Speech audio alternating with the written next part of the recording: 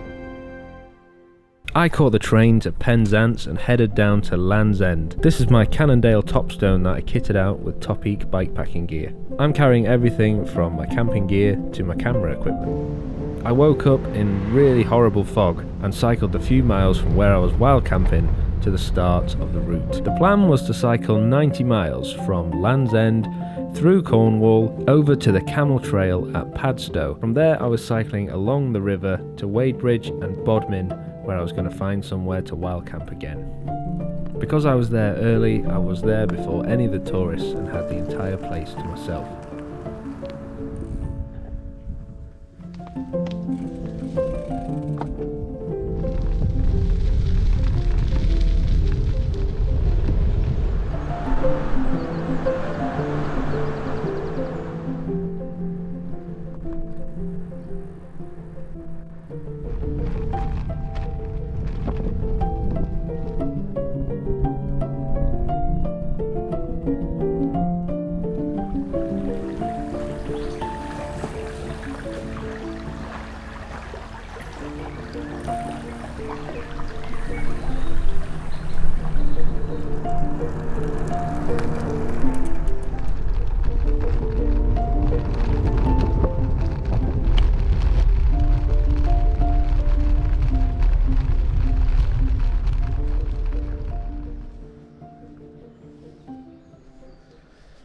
About 90 miles done today.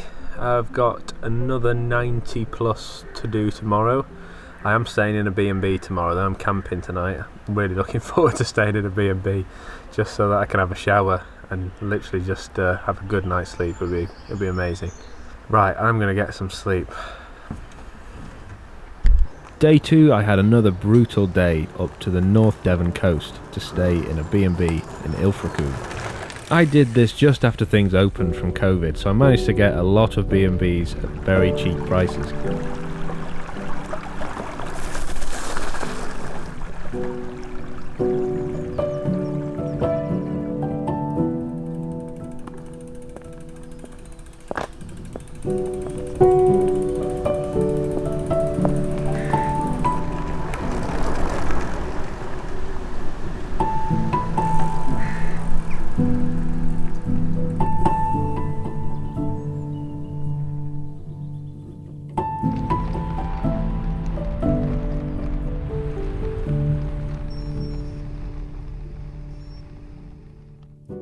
Finally in a B&B.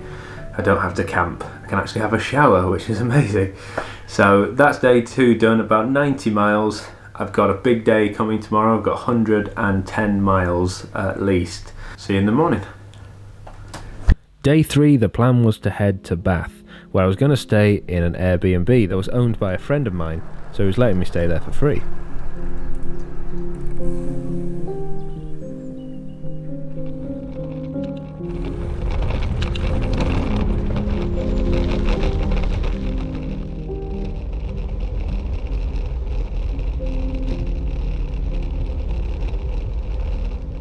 So, done day 3. It was surprisingly difficult, 106 miles, and I didn't expect it to be as hard as it was, to be honest, so I'm absolutely knackered. I literally crawled here. I'm in Bath now, just absolutely knackered. Getting out of Devon was a challenge. Obviously it's really hilly, but then made it into Somerset, and that was beautiful, but it was a bit more rolly, so that was more up my street, especially carting such heavy bags. You don't really want to be going up super steep climbs. After that I followed National Cycle Network Route 3 again, and it was absolutely beautiful. Again, completely flat because it was by the river and the canal, but because it was quite loose surface, I found that I was still having to put a lot of power down just to keep going. So my legs are feeling it today. Gonna go straight to bed and do the same again tomorrow. Day 4 I spent a little bit longer in bed than I should have done, and left Bath a little bit later than planned to head into Wales.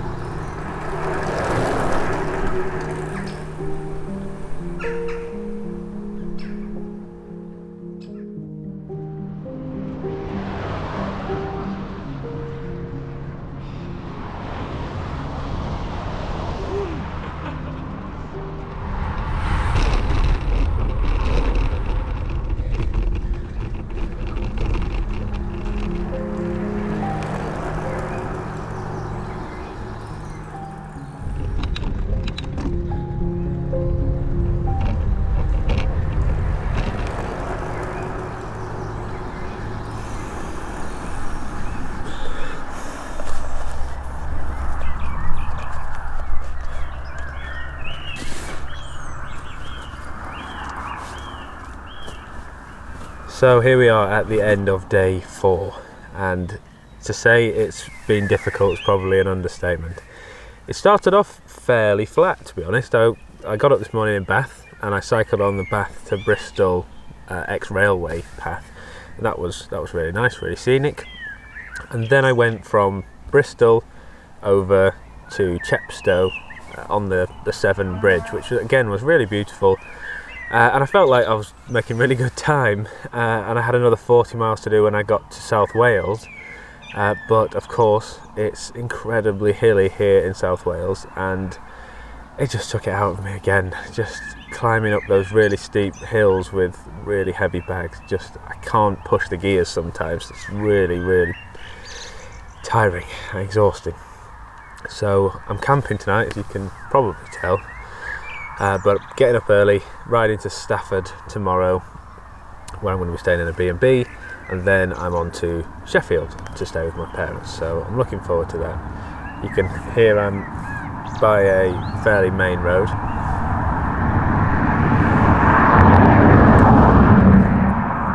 Easy access. So I'm going to get a good night's sleep. I've stretched all my legs because they're getting quite sore now. Yeah. So, see you in the morning. Cheers.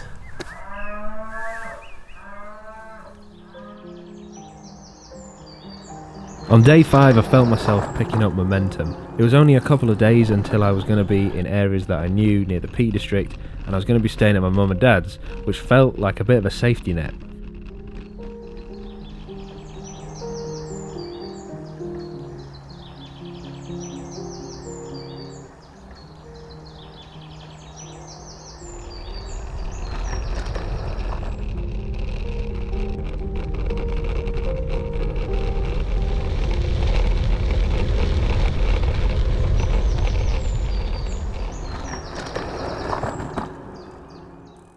So this morning I was in Wales, in Hay-on-Wye, and I cycled from there through the Shropshire Hills, which is a really beautiful part of the country, sort of rolling hills as opposed to the brutal steep hills I was getting in Cornwall and Devon.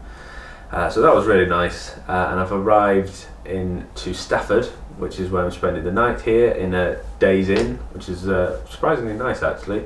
I changed my route so that I didn't just go through Birmingham and up to Manchester, which a lot of people who do the Land's End route do. I just didn't really fancy doing that. I don't think it's that scenic, to be honest, so that's why I went over to Wales. It was a lot harder, there was a lot more climbing. It was much more beautiful, up through Wales and then across this way, and then I'm going over to the Peak District tomorrow. This day's in was just off the M6, and as a result I couldn't cycle there, so I had to go off-road and go the back way, and the only way that I thought I could get in was over a fence, which turned out to be an electric fence, covered in brambles and stinging nettles. So I was a bit nervous about going over this again to rejoin the route, but it turns out there was actually an escape route / footpath that I could have followed, which took me right back to the road that I didn't notice. I felt a bit of an idiot, but at least I didn't have to go over that fence again. I was really excited to head into the Peak District, stay at my mum and dad's, where I felt I could get a proper rest and recharge for the rest of the route.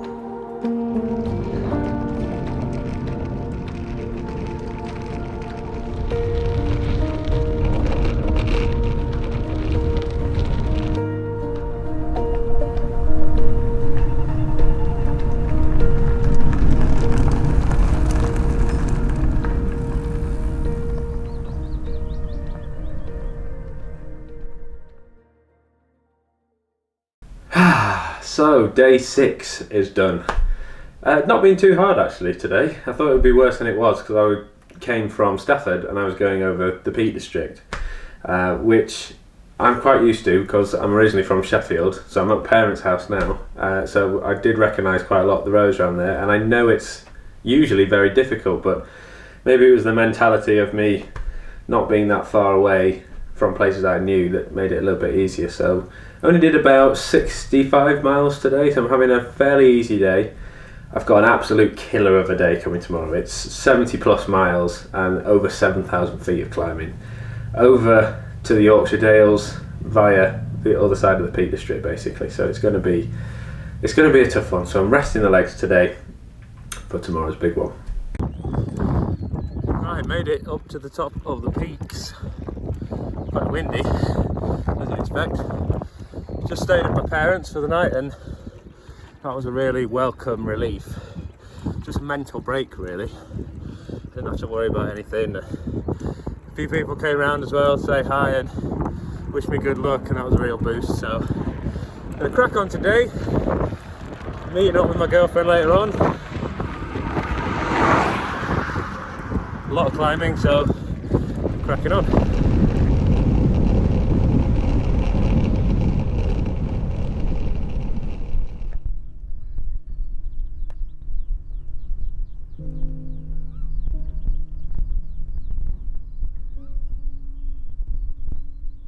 So day 7 done now. I'm finally halfway, and I was a bit apprehensive about today, to be honest. It was one I'd sort of marked on the calendar as being a really brutal one, and it was 7,500 feet of climbing in 75 miles, which is a lot. But actually it went okay, to be honest. I have been having a little bit of knee pain over the last 1 or 2 days, but I realised my cleat was slightly loose, so I've tightened that up. I lifted the saddle just a little bit as well, and for about 5 minutes it was still there, and then it's gone. So for the rest of the day I was absolutely fine. So I was worried about it, but I needn't have been. It was absolutely beautiful. The sun was shining again, a little bit windy on the tops, but I've made it now to Skipton, back to Yorkshire, one of my favourite places. Tomorrow is the Lake District, so I've got another 75 mile day, a fair bit of climbing as well there, but I'll be camping, so I'm going to make the most of the bed and breakfast. My girlfriend's coming out to meet me as well. She's just finished work, she's driving over, so I haven't seen her in a week, so that'll be nice. So yeah, I'm going to relax and take tomorrow when it comes. Day 8 was a turning point. I was heading into the Lake District, and I knew I'd be leaving the safety net of my family in Yorkshire and in the Peak District behind. I was on my own for the rest of the trip. Another 700 miles to go.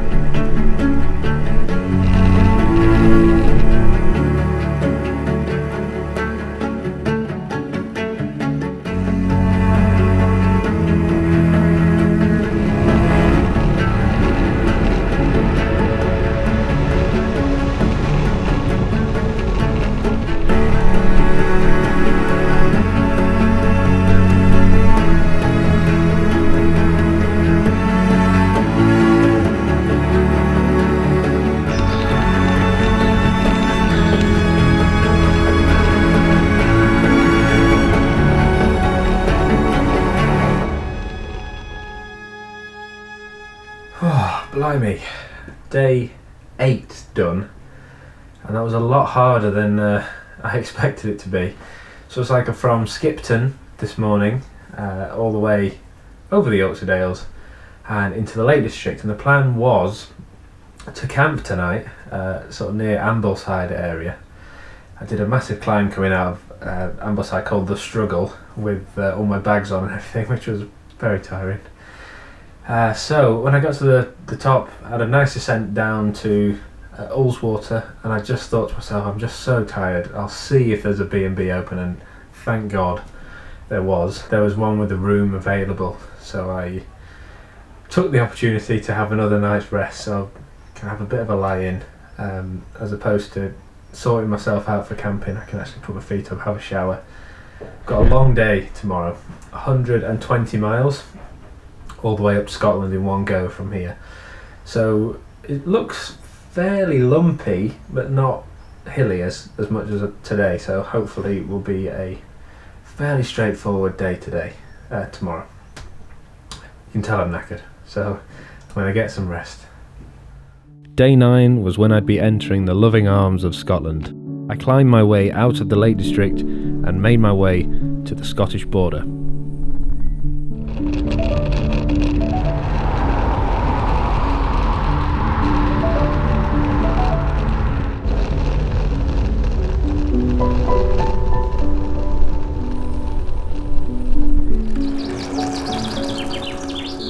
As I arrived into Dumfries and Galloway, I stopped off at Gretna Green for a Scottish breakfast. I started feeling a sense of achievement knowing I was in my final country out of the 3. Just the length of Scotland to go.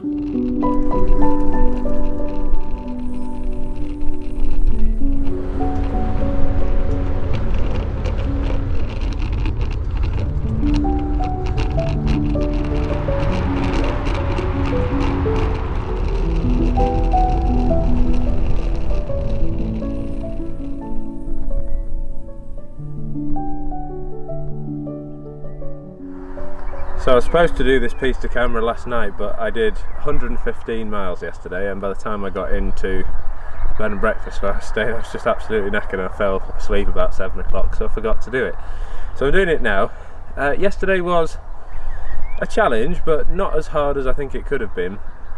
It wasn't that hilly, it was fairly rolling hills. It was difficult getting out of the Lake District, that's for sure, but once I was out, it was sort of rolling hills. Reminds me a bit of sort of East Yorkshire, really. I was in South Lanarkshire.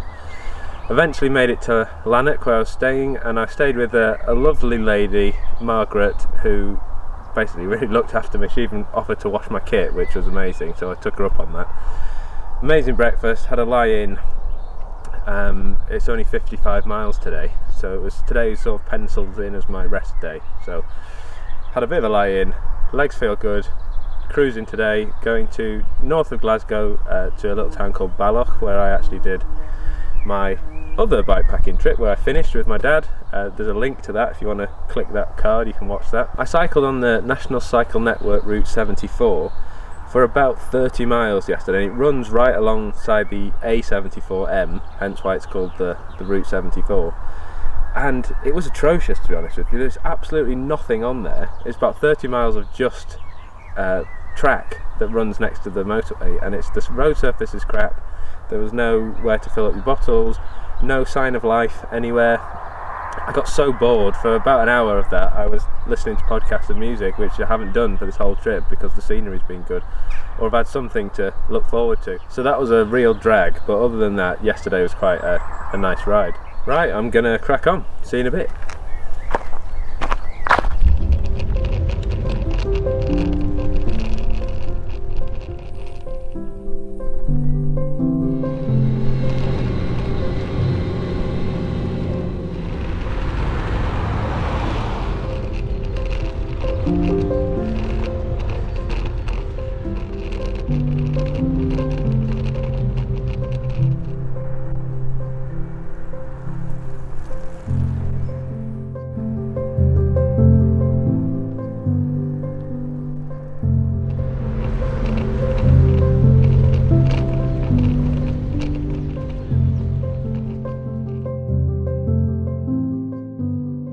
So day 10 done. After a long day yesterday, I wanted to keep it quite short today, so I've just done about 65 miles. Went into Glasgow and sort of followed the National Cycle Network across the river, which was really nice. Pretty good cycling infrastructure in Glasgow, actually. I didn't expect it to be that good, and it was quite scenic in the city at least. So I've worked my way up to Balloch, near Loch Lomond, where I'm going to start the mountainous bit of the journey tomorrow. So that's why I wanted to take it easy, really. After the long ride yesterday and a lot of climbing to come, had a nice easy day. I managed to get my wheel sorted, which has kind of been bugging me for the last few days. It's just been slightly untrue. I just thought to myself, if something goes wrong, my luck, it's going to be somewhere in the middle of nowhere on the north coast of Scotland, where I can't get any help. I'm going to have to flag somebody down or something. So I got a mechanic to check it, and it was just a case of tightening up the spokes. So they've done that for me, and it's running really true now. So I'm relaxed. I don't have to think about that because it was playing on my mind a little bit. Even though I had a feeling it would be okay, it's just not something that I wanted to worry about, want to be able to switch off. So I've sorted that now. Gonna chill and get back out tomorrow.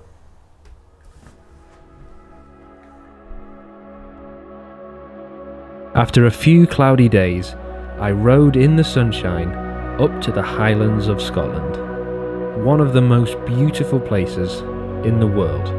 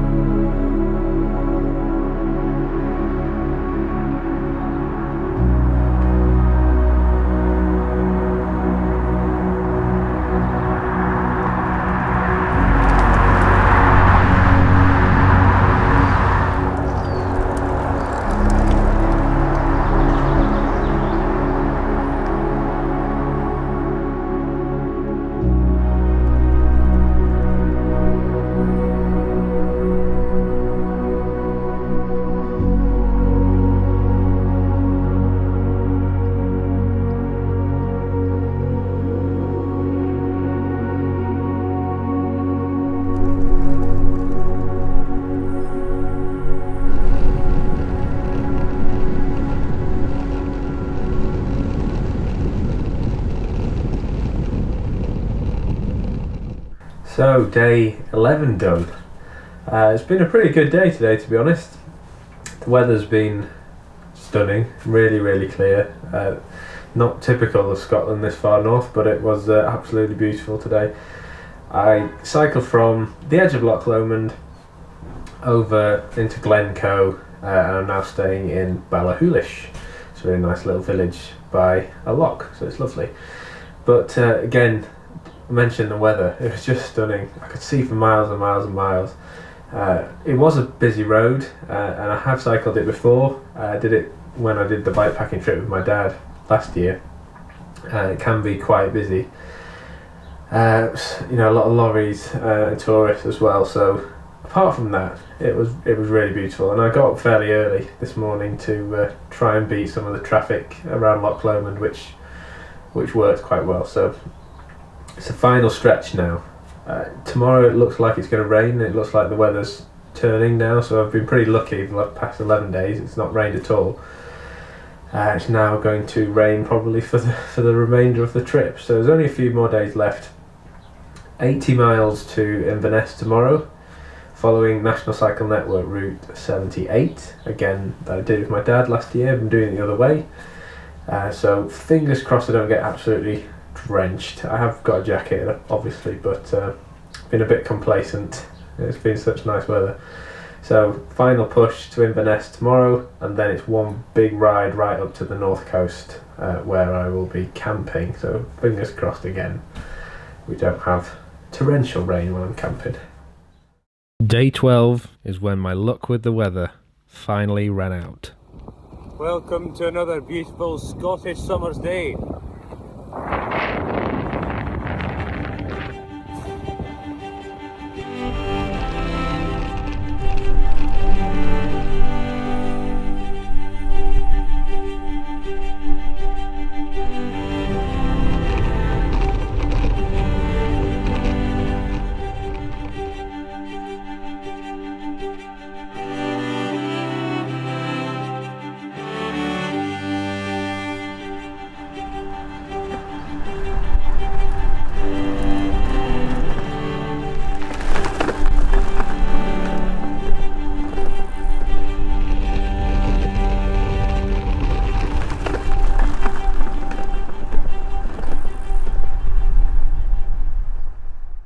Right, day 12 is done. Today was a nice day actually, other than the weather. I mean, it rained for the first time today, but it wasn't as bad as I thought it was going to be, so can't complain. For 12 days of cycling, only one light bit of rain so far. So I cycled from Glencoe, Ballachulish area, up the A82 I think it was, up to the Caledonian Canal, which I've cycled before with my dad, like a bit of the route I did yesterday but the other way round. It's obviously really flat, so that helps. The surface was really good as well, so very few issues. The only thing that I had forgotten about is there's quite a gravelly woodland bit that is pretty intense actually. I was surprised that I've made it this far and not had a puncture, but I was incredibly surprised at the end of that to find that I hadn't had a puncture. So touch wood, I won't have any. I've only got a couple of days left now, so I've got one big stretch tomorrow from Inverness, where I am now, up pretty much the middle of Scotland, avoiding the A9, up to a place called Betty Hill I think, and that's where I'm staying for the final night. I had planned on camping the final 2 nights, but it's apparently going to be torrential rain tomorrow, so I just thought, could I really be bothered camping after over 100 odd miles in the wet? You know, why bother when I could pay a small amount and go for a B&B? So that's what I'm doing. So 105 miles I think it is, up the direct middle to Betty Hill, where I'm going to relax hopefully, and then it's just a short push to John O'Groats. So I've made it this far and going to keep going. I knew the weather was going to be bad, but I didn't think that this day was going to be the hardest ride I'd ever done in my life.